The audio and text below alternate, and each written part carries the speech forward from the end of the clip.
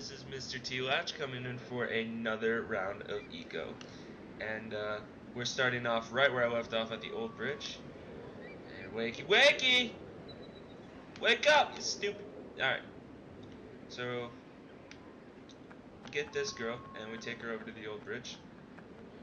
And we, yeah. So, this part of the game is the holy crap. I wasn't expecting that. This part of the game is the transition from the kind of the tutorial version to the real, like, here you go, here's the puzzle type thing. And one of the things I was actually looking to talk about was some of the similarities that this game shares with some of the Zelda games, both current and future, from this time.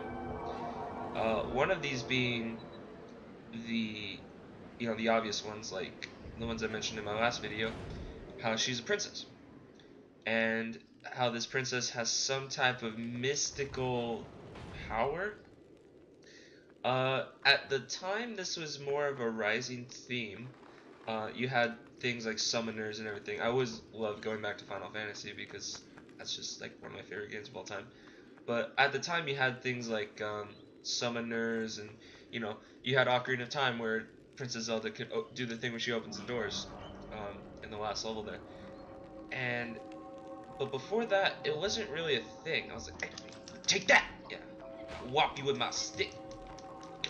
Oh, uppercut smash, smash, hit him. Okay. So that was more of a. Do you really have to stand right there? Big freaking thing comes out of the ground, and you just decide you gotta stand right there. All right.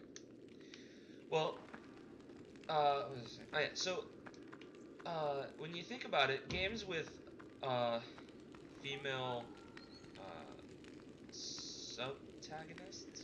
They're not really protagonists, but they're not exactly antagonists. I would say, co-characters really didn't have any standing. Like, you look at Mario, and, Princess Peach is this helpless character where they, you have to send Link to go save her, and then, okay. And then, Link saves her, all happy, or in Mario where, you have Princess Peach, she's helpless, you gotta go save her. And it was never really those things where they could fight back. And then you get this game where, this game in Ocarina of Time, where they kind of introduce that whole, she's actually important, maybe we should, get more involved with her character. And you're not just looking at the hero, you're looking at the female protagonist. That's a new term. I just made it up. Alright, so you look at something like this, and it's kind of interesting because you begin to see the characters as not only one that you have to control, but one that you have to, like, coexist with. And it introduces a really cool dynamic that I don't think was present in games nowadays. And then you look at some of the other similarities between this and Zelda, like the art style. Twilight Princess was kind of set in this same dark tone. It used a lot of this smoky, unknowing art style, and it wasn't really decrepit, but it wasn't exactly, bright and colorful and oh, I love life. It was had a very solemn undertone. Intelligence factor 0. But it had a lot of these dark undertones that was really criticized, I believe. It didn't have the same feel as Zelda, but it did present more mature themes than was present in some of the other Zelda games.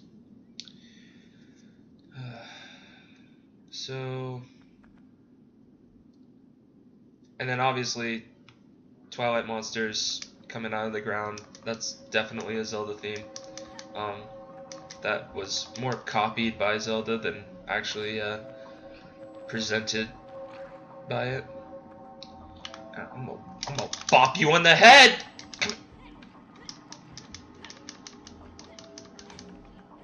mean, ow!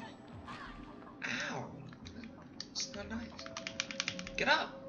Okay, they're going. See, I believe you start to see it here, but they start going for the princess, which is not cool at all. She my girl. Oh, how did they get down there? Get, wait. There we go. You have to go over here, grab her, and come out of the thing. I'm going to bop your face in. Get over here. Okay. So, you know, things like Twilight things coming out of the ground and attacking you is kind of a recycled theme in Zelda. I think when they were creating this, love that pillar game by the way. When they were creating Zelda, they kind of stole that idea. But I mean, that's how you make great games: is you borrow themes from other games and you polish them. And there's one more over there. I'll bop him on the head with my magic wooden stick. It's my beating pole. Get over here, piece of crap. Is he down? Nope.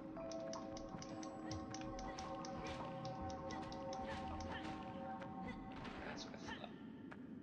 You don't mess with this dude and his beating pole. He will mess you up. Get over here, stupid.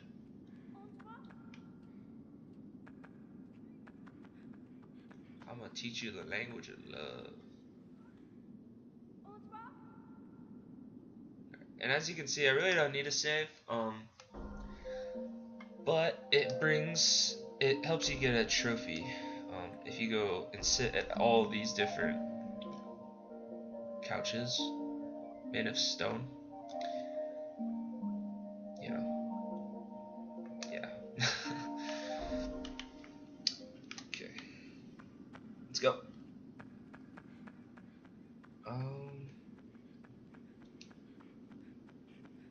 So we take her over here, and I believe we have to go back up to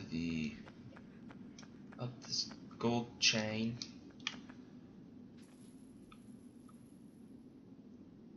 Like I said before, you're gonna see how intelligent I am because I cannot beat. Like I beat Portal, but I barely beat Portal. Like it was. Portal 2 was actually the first game I played in that series, and I was not very good at that game.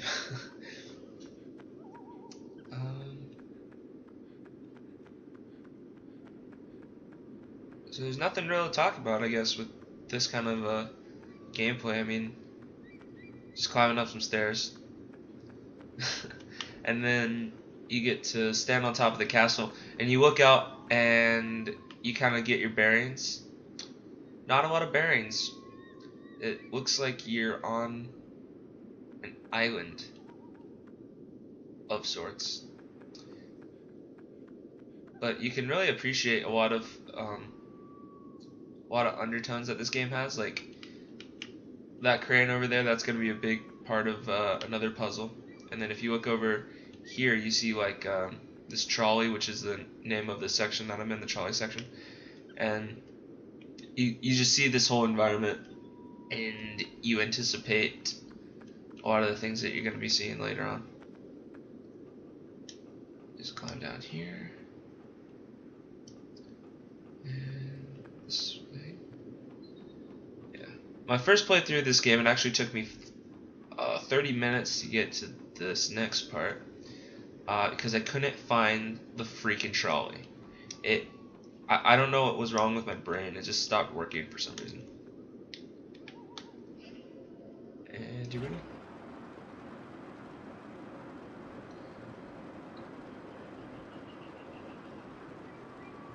I believe I'm actually getting back to my progress where I was my first save.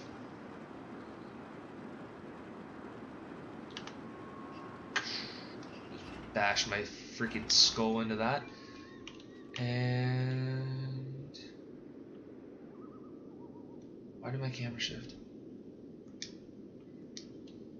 It usually means something bad happened, but I don't know what. I'm just gonna sit here.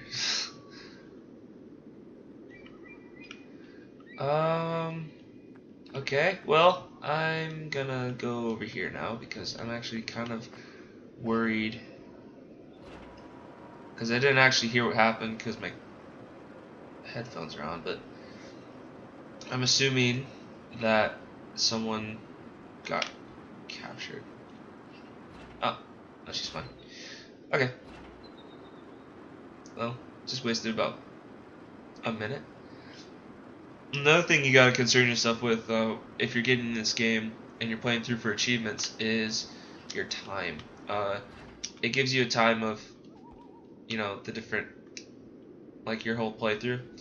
And in order to get the trophy for it, you have to beat the game, I believe it's 4 hours?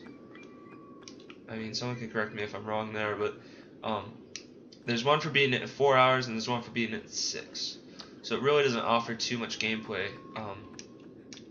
as far as... Why is my camera doing that? That is so weird. It's like... Oh, I'm hitting the wrong button. Okay, well, I'm dumb. So I was using Shadow of the Colossus controls and hitting R1 to grab things, and you're not supposed to hit R1 to grab things because that's your call button. That makes you actually makes you call the girl over, the princess. I'm actually just calling her the princess for some reason. I really don't know who she is.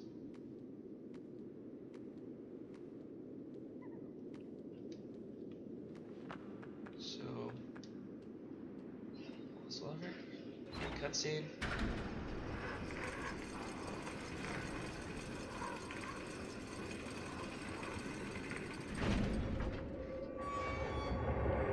And apparently, this place has working machinery, furthering the theory that this is dystopian. And gosh, freak, keep hitting that stupid R1 button. Furthering the idea that this is a dystopian game and not based in the past, because it got a lot of steampunk type themes to it. And for the life of me, I can't remember what to do here.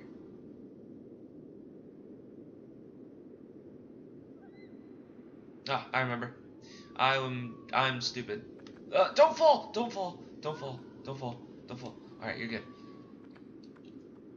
I don't actually know if you can die from fall damage in this game, but I would not want to find out, because that'd be very dumb. Oh, well, you took that 40-foot fall like a champ. I actually got into an argument with a friend once. We said that, or he said that you could survive a 30-foot fall, because you could, or not only could you survive a 30-foot fall, but you could do so and then stand up and keep running. And I said, first of all, to get himself checked, because I think that's just, you can try that yourself, but I don't think you're going to be very successful, and you better have some backup, because it's not going to end well for you. But it was because we were playing Assassin's Creed, we all know that Assassin's Creed is the epitome of realism. So we got into a huge argument, and it was actually really funny in the long run, but he just could not accept that you cannot survive a 30-foot fall and be totally fine. So there's that, and I'm getting to the end here in just a second. I just gotta call her over, and we're gonna save. Get over here!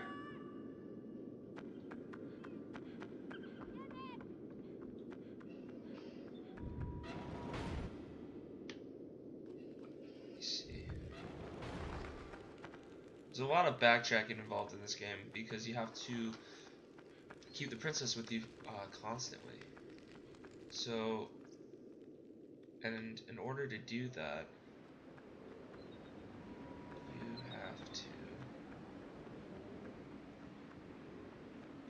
have to keep going back and grabbing her.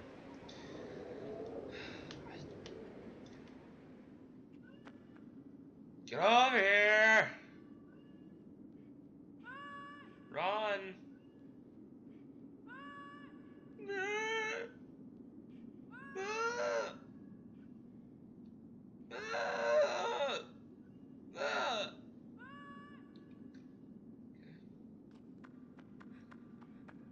Get over here.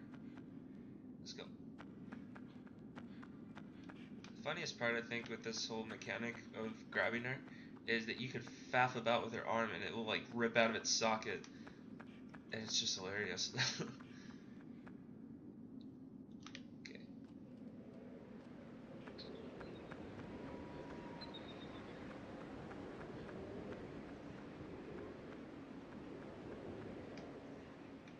I don't think I actually captured the opening of this game, but in the opening, you see this really cool looking sword, and I believe later in the game you actually get the sword, and you're able to